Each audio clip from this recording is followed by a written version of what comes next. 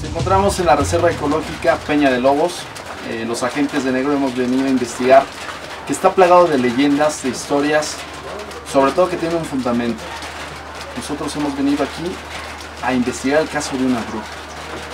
¿Cómo te llamas? Diana Silva. Dianita, explícanos qué experiencias has tenido aquí en torno a lo que es el Valle de Peña de Lobos, porque nos han narrado mucha gente que han visto una bruja. Mira, en una ocasión venía yo con mis hijos y mi papá, en la entrada de Peña, ahí arriba, en una de las cuchillas veo que viene un carro, como nada más es de un solo sentido el camino. Me subo a la cuchilla para esperar a que pase el carro, ¿no? Venía un señor, pero lo más curioso de eso fue que él no iba acompañado, o sea, del lado del copiloto no iba nadie. No iba nadie. No iba nadie. Y en la parte de atrás iba una niña. Bueno, yo digo que era una niña porque tenía el aspecto de niña. Iba exactamente atrás de él, agarrada del respaldo. Pero lo que más me impactó a mí fue que cuando pasó, o sea, el señor nos dijo adiós, pues adiós, ¿no? Gracias y todo eso. Entonces, esta cosa nos volteó a ver, o sea, tenía el pelo hasta pues le tapaba todo, cintura, ¿no? Hasta la cintura. Pero lo que a mí me impactó y me dejó, pues desconcertada más que nada, fue que le cubría el pelo así, la parte de los ojos. Entonces cuando nosotros le dijimos adiós, esta cosa volteó la cabeza, pero de una forma extraña, y le giró totalmente la cabeza. Su rostro, el poquito que le viera como la madera, o sea, no era... Acartonada. Acartonada, exactamente. Y los ojos eran totalmente blancos, o sea, hacía esto como se oídos, le iban. como oídos, Exactamente, entonces todavía me quedé así, le dije, papá, ¿viste eso? Y me dijo, sí. Atrévete a cruzar el umbral de lo desconocido con los misterios clasificados como los códigos paranormales, enigmas que desafían a la ciencia, conspiraciones y creencias insólitas, fenómenos paranormales, bestiario mitológico, invitados especiales, la bitácora insólita, el diario de un investigador. Con Antonio Zamudio, comenzamos.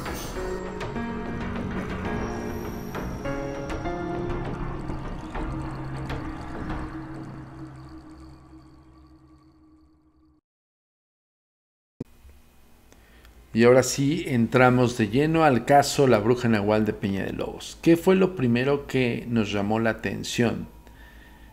Nosotros estábamos en el programa de Canal 4, Viva la Mañana, con Alfredo Adame, te mandamos un saludo. Y ahí nos cayó el caso. Principalmente fue un testimonial base. Oigan, aquí en el Estado de México, en la Reserva de Peña de Lobos, cada año hacen rituales de magia negra.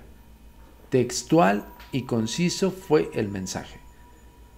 Y nosotros, sabemos de antemano que existe mucha, y más ahora, pero en aquel entonces eran como muy aislados, pero sí existían personas que buscaban pues convertirse en brujas o en brujos, ¿no?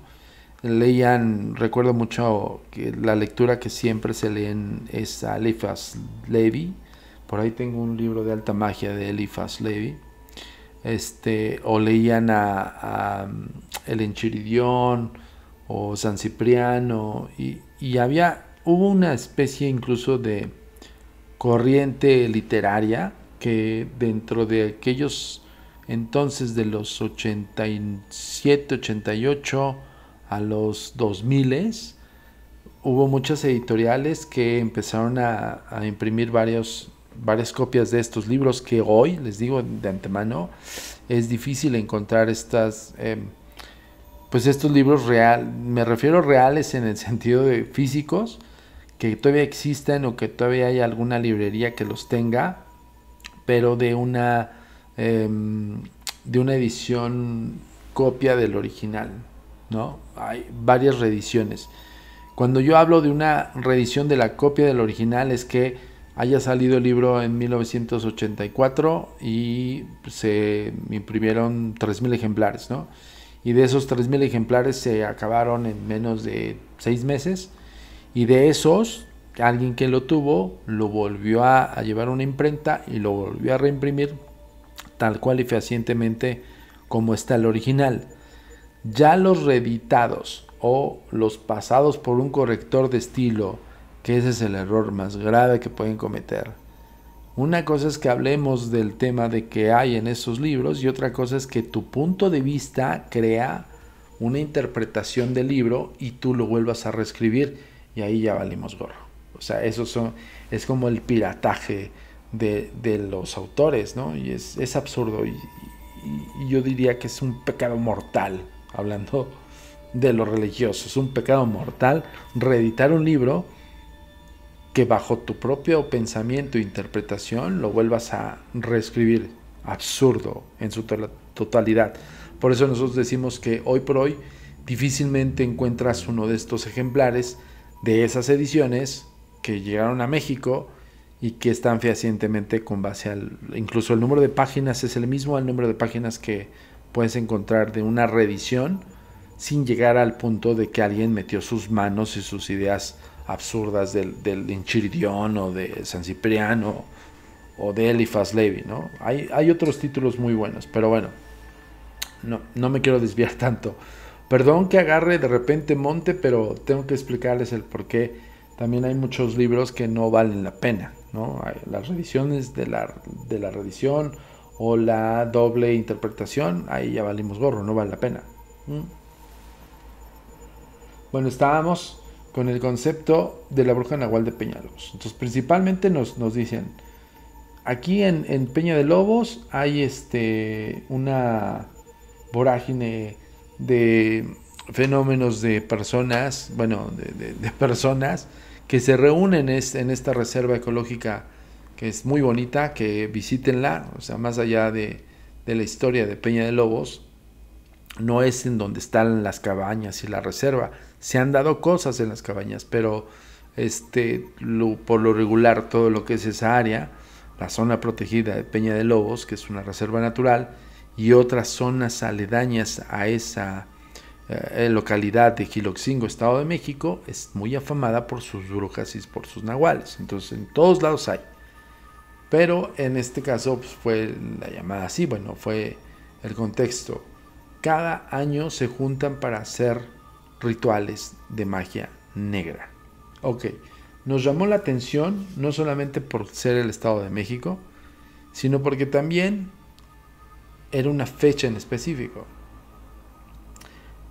La fecha clave que a mí como investigador me empezó a vibrar no es como en esta fecha, 31 de octubre. Debo hacer un pequeño paréntesis de las 3 noches principales, que usualmente dentro de los investigadores pues las tenemos como en referencia. Puede haber otras noches más allá afuera, pero las más connotadas o las que son como incluso más poderosas dentro del documental de investigación, ojo con eso, porque puede haber ahí afuera alguien que esté haciendo rituales específicos de otra noche que es muy importante para ese círculo de personas, pero para nosotros dentro del documental son estas 3. Ok, ahí les va. 30 de abril, la noche de Walpurgis. Incluso, ya lo hemos comentado, incluso yo encontré esta celebración. Hay una página de Facebook que es de Alemania. No recuerdo el nombre está bien raro, pero empecé a buscar como pues empiezas a tratar de fundamentarte un poco más y ver en la actualidad que esa festividad se siga celebrando. Y hay un festival y un poco más infantil, un poco más en el concepto folclórico, por así decirlo, de esa localidad de Alemania, que hacen referencia a Walpurgis o Walpurgis y hacen tributo con una especie de festividad que es bien curioso, porque incluso lo vamos a poner aquí en la liga para que ustedes chequen y lo revisen. Las personas se visten de brujas, es como el 31 de octubre para ellos, es una forma de verlo así, y justamente es el 30 de abril, o sea, por eso les digo, hay un contexto de peso. Cuando decimos tal fecha es porque nosotros ya la investigamos, ya la documentamos y ya confirmamos que todavía existe. Y yo hace poquito, después de la última investigación que tuve en Peña de Lobos, empecé a buscar qué otras, si hacían festividades de este estilo en estos tiempos. Y sí.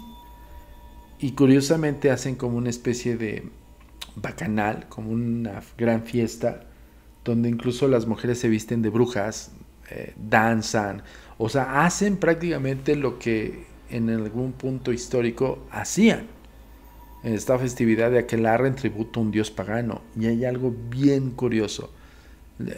Ahí tengo las fotos, las voy a poner aquí, espero que no nos empiecen a fregar con el asunto de copyright, pero voy a mostrar una serie de fotos, las principales que me dieron justamente el tema de decir, ok, no solamente lo ven como una festividad, sino saben el contexto de esa festividad.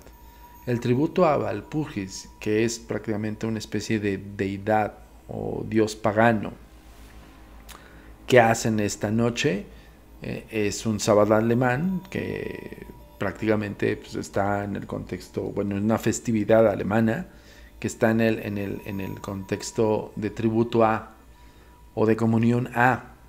Entonces, en una de estas fotografías, de estas últimas que encontramos, vimos que no solamente hacen desfiles, se visten de brujas y así, sino también hacen la representación simbólica del casamiento de una bruja con un diablo. Curioso, ¿no? Ahí en ese lugar de Alemania, incluso existe la página, yo sigo la página y a cada rato me llegan fotografías de estas brujas alemanas, pero se ponen todo el folclore, o sea, con la narizota y así, como las vemos en la literatura fantástica. Y al final empiezas como todo a buscar dentro de las galerías y vi la representación de un diablo casándose con una bruja. Ya ven que no está alejado de la realidad. Hoy en el 2023 lo siguen celebrando y cada año lo celebran. Bueno, 30 de abril es una festividad alemana en tributo a Walpurgis y curiosamente en Peña de Lobos cada 30 de abril hacen ese mismo tributo.